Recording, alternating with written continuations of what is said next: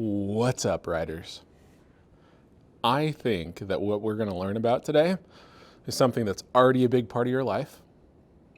And I think that all of us could use some help being better at it. I'm talking about arguing. Let's check it out.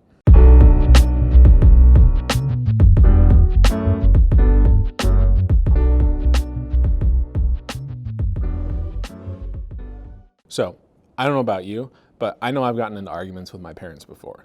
Lately, politics, let's be honest. That's a pretty common thing to argue about. And there's times where in the past or recently, I'll admit, I've either gotten upset enough to where I just had to stop, or I couldn't put my words together in a way that formed what I was trying to say. And I bet that you feel the same about some topics like, maybe getting that new Xbox or getting that new pair of shoes. And the argument that you want to make just somehow isn't there, that your parents just aren't buying into it. And I'm sure that not all of us argue with our parents, at least not that much. But I'm sure there are other arguments that you have, whether it be having political discussions with your friends, that of course are, friendly-ish. But I bet in all of those, we could do better. So today, let's start off by sharing in our table groups with our partners some arguments that we've had in the past that we can remember. Pause the video. It's gonna take a lot to pause the screen for you. There's nothing that 100 teachers or more could ever do. I'd pause that video right now if I were you. I bet there are arguments that are not just personal ones. Personal ones that apply to all middle schoolers. And honestly, even teachers. Like, I'm at school wearing this hat, but if I see you in person, I would not be wearing this hat. And if I had to choose, I'd rather wear my hat. But I don't know that I'm really allowed to. I'm sure you feel the same. And I bet you feel the same about not being allowed to use cell phones in school. What about uniforms? Starting school later? We just had a discussion about that in our community in the last couple years. I mean, I bet some people would like to have animals at school. I, for one, would not, unless I get to have a lap cat here. Why wouldn't you want to have cats in your school? I mean, yes, some people are allergic, but we're all wearing masks, so whatever. I mean, dogs, no, obviously not. No one wants dogs. But cats, yes, I think we can get behind that. I hear in you that you are starting to argue with me, and that's what I'm talking about. You probably already want to argue with that idea, even though you'd be wrong. Well, here's the deal. When we argue, we actually want to understand both sides of an argument before we take a side. We want to weigh the reasons and evidence. We want to remain open to the other side that maybe we aren't inclined to. Hold back our judgment, because when we develop an opinion, we want it to be considered. And that's going to be today's takeaway. Developing an opinion needs to be considered after reading reasons and evidence as to why each side feels the way they do. Today, we're going to look at the idea of competitive sports. So, during this time, you're going to have to take notes. Not just on what you already believe, but on both sides. I bet that you already have some ways that you are comfortable taking notes, and I'm going to leave the method up to you. But I do have a couple tips for you. Tip 1 is, how are you going to separate evidence for the topic of being able to have competitive sports for kids and not have competitive sports for kids? So those are the two sides. How are you going to keep the evidence for them separate? In addition, how are you going to keep separate pieces of information that aren't really for one side or the other, but they're still important? So, tip 1, how are you going to keep your notes separate for each side? That'll be up to you, but you need to have a way. The second one, and final one for us, is how are you going to be able to move your notes around? It's fine to have taken notes, but then we want to be able to figure out what pieces of information are most important to us. So whether that means writing things by hand on sticky notes and moving those sticky notes around to reposition based upon importance, which you won't know until the end when you've collected a bunch of information, or whether it be some digital form of organizing your notes. Some digital forms that I could think of off the top of my head for taking notes that would allow you to rearrange things would be Jamboard. You could use a Google Slide. You could use a Google Drawing. But I bet you have some other ways that you could think of. So make sure that you're able to, in whatever way you're going to take notes, do those two things. Okay, so here is how I would be taking notes. Imagine this is a piece of notebook paper. I'm going to have one piece of notebook paper dedicated to pros. I'm going to have another piece of notebook paper dedicated to cons. And I'm going to have a third piece of notebook paper dedicated to other, as in pieces of information that are important, but don't fall in either of the pro or con categories. Now, I could do this with the notebook paper that's right here, or I could make separate slides for each of them. I could make separate Google Docs for each of them. I could make 3 separate pages within one Google Doc. For me, I like to do things by a computer. So I'm going to make one Google Doc that's called Competitive Sports for Kids, and then have each page be its own little spot. And I'm going to use page breaks to make sure that they stay separate. If I really wanted to get fancy, I could actually make columns on one page, but I think that'll kind of hamper my ability to take notes, at least to begin with. And I think it'll be harder to rearrange them in a rank order system. So I'm going to have 3 separate pages in one doc.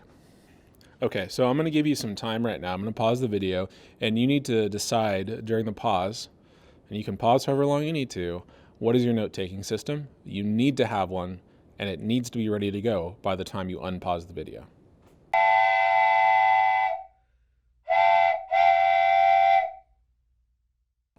Okay, so here's our first article that we are going to read together. The title of the article is Listening to Wisdom from a 10-Year-Old Son About His Head Injury. Now, here's another tip. It's super important when we read an article that we first take a look at the title of the source and decide whether we can get any information from the title already. Whether the author supports one side or the other. That way, we can kind of plan ahead of time what side we're going to be writing a lot of information on, whether it be the pro side, the con side, or the other side. Now, within that title thing, there are a couple common titles that we should look out for. Titles that have or in them, for example. If a title has or in it, like it maybe is competitive sports, harmful or helpful. One thing we know is that authors want to talk about their most important points and things they agree with last because you'll remember them most. Therefore, an article that says or and ends with helpful is probably going to be a little slanted towards the idea of competitive sports are helpful. Now, the title example I gave you with harmful or helpful seems more obvious with that tip that it's probably going to be for competitive sports, but not all titles are that way. And the title that I talked about, the first title I talked about, Listening to Wisdom from a 10-Year-Old Son About His Head Injury, I don't think is super obvious. The only guess I could make is, well, if it's about a head injury, it probably means something bad happened in competitive sports. But we don't really know for sure. So at this point, we kind of have to go in ready for whatever. Okay, so sort of our final tip before we get into the article is we need to be ready. We need to be ready as we read closely to take evidence, pausing when we hear the most important pieces of information, and we'll quickly need to decide where they fit, whether they're fitting in pro, con, or other. That's why if you are doing it by hand, it can be kind of easy to grab that Post-it note write information that kind of, after you've thought of it and wrote it, go, oh, pro, or oh, con. Or you can even wait till after the article's done. Now, obviously, if you're reading an article, you can go at any pace you need to. If you're watching a video, you can pause. So, feel free to pause while I'm reading this article. Dad, I'm scared. I only have one brain. I don't want to hurt it playing football. My son Will, his 10-year-old eyes filling with tears, was trying to decide whether to play quarterback in his Pee Wee game against Roosevelt Elementary. 10 days earlier, he'd taken a helmet-to-helmet hit during practice and possibly, although we really don't know, sustained a concussion. Now, I wanted to help him make the right choice, if only I knew what that was. For several years, I've been following the furor over football and head injuries. I've become all too familiar with the accounts of NFL veterans exhibiting Alzheimer's-like symptoms in their 40s, of teenagers dying after playing too soon after a concussion. But these tragedies didn't seem very relevant to my own life until Will took that first big hit. I wasn't there, but he told me afterward that he went to the sidelines to lie down. He thinks one of the coaches checked on him, but he can't remember because he fell asleep. He fell asleep? Isn't that the first thing they tell you to avoid in a head injury situation? Was this the moment I've been dreading since his mother, grudgingly, and I, excitedly, told him that, yes, he could play tackle football? Okay, so I think we heard some pretty clear pieces of information there that we're going to want to jot down from this article. They're all going to go on the con side. So first of all, is teenagers dying after playing too soon after a concussion. That's definitely one piece of information. NFL athletes exhibit Alzheimer-like symptoms. And if you're not sure what Alzheimer's is, it's a disease of the brain that causes you to forget, like even people's names who you've known your whole life. And finally, a third thing I noticed was 10-year-old kid with possible concussion drifts asleep on the sideline. So, might need to pause your video right now and make sure you've recorded those three things in the con side of your notebook or however you're taking notes. Pause the video, pause the video, pause the video. Okay, so the reason I wrote this down was the fact that any teenagers die while playing competitive sports is bad. And it's definitely important. Like, that's a very big event. So that's why I jotted that down. It's scary that 10-year-olds would have head injuries and that they're left to be unconscious on the sideline of a game. Notice, though, that when I'm writing those notes down, I'm having to think for myself. The article's not just saying, here are bad things about this. I have to think. And thinking about it, I know those things are bad. Therefore, I should write them down. And this is coming from someone who thinks competitive sports is a good thing for kids. So it doesn't matter what I believe. This is important information that the con side, the side that's going to argue against competitive sports, needs to know. They need to use this in their argument. That's why it's important for us to write it down, because we're going to consider both sides.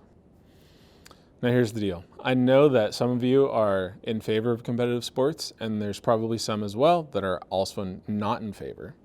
And maybe there's some that you really don't know. But it's important, no matter where we lie, when we start researching an argument, no matter where we're at, we need to take notes on all sides of the issue. So that hopefully, when we get through doing our research, we can decide which argument we can support most.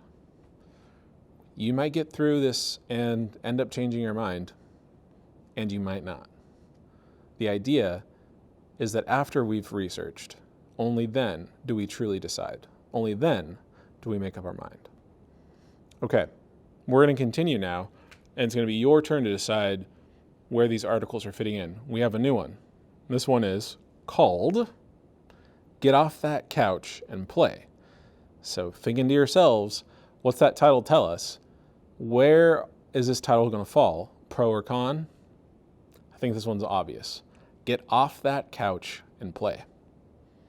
So, be ready. Get off that couch and play. The presence of competitive sports teams in public schools has come under fire in the media recently. While some argue that competition is damaging to young people and spotlight the rare incidents of sports injuries, the benefits are significant. First and foremost, when team sports are an important part of a school's culture, the halo around sports leads more young people to become involved in them. And this is especially important during adolescence, when kids are still developing self-images and social skills. Competitive sports are a great way to get kids active. In a nation with an obesity pandemic, epidemic, and a rate of diabetes that continues to grow, physical activity is becoming more and more important. Participating on teams can teach young people how to live healthy lifestyles. Competitive sports have other benefits. Beyond just building physical strength and influencing a healthy lifestyle, the challenges young people encounter when participating in competitive sports mirror those they will encounter in their lives. Students learn important life skills such as how to accept criticism, how to handle oneself under the pressure of competition, how to work hard towards a goal, how to win and lose graciously. Many children who compete on sports teams also experience a heightened sense of belonging to something larger and have shown increased signs of confidence and self-esteem. Okay, you're going to turn and talk to your partners in your group about what you just learned. Go ahead and pause the video. Give that video a pause and then play it again. I'm gonna give that video a pause and then play it again. I'm gonna give that video a pause and then you're gonna play it again. I'm gonna give that video a pause and then you're gonna play it again. Okay, so what do we notice? These two articles don't agree with each other. One article suggests that sports hurts kids' bodies, and the other one says that sports helps kids' self-esteem. Different authors are going to have different positions on the topic. To make things more complicated, they might even offer facts on each side that are conflicting with each other, as in facts that don't agree. They can't both possibly be true. I know, that's challenging. And really, it leaves you kind of unsure who you are supposed to trust. But here is what you should consider. With whatever position you're going to choose towards the end, it needs to be supported by the most evidence, the strongest evidence that you can find. And then when you've decided which evidence is strongest, you'll know what position you're going to support. So, writers, it's important then that we think about some people we know, people that are stubborn, set in their ways that it would take them a miracle to consider any other way of looking at something. The person that stands there like this, well, that's frustrating, isn't it? They might even be that person where you tell them something and go, nuh-uh, and that's it. They just deny what you're saying. And they don't offer anything in response. They might even take to name calling, saying you're stupid. The truth is, each one of us sometimes are like that about some things. We know what we think, and we won't even entertain any other ideas or positions different from our own. But Here's the thing. To be as wise as possible, it's important to actually listen to the alternative point of view, the opposite of how you feel. Are you going to be the kind of person that stands there like this? Or are you going to consider all points of view and then use this to make up your mind for yourself? So you're going to enter this probably with a gut feeling on where you'll end up at the end. But I hope that you could truly consider the alternative views that you encounter in our reading together. Now, I have a packet, more like a Word document for you, that has all kinds of articles and videos in it having to do with competitive sports. And when you look at all of these videos and articles, you're going to need to start taking notes to decide which side of the debate you're going to be on. You're going to use those materials to gather evidence and build a reasoned argument. And at some point, you're going to have to participate in a debate. After that debate, we'll do a little flash draft of your argument. But you don't have much time. So, off you go. And until I see you next time, happy writing.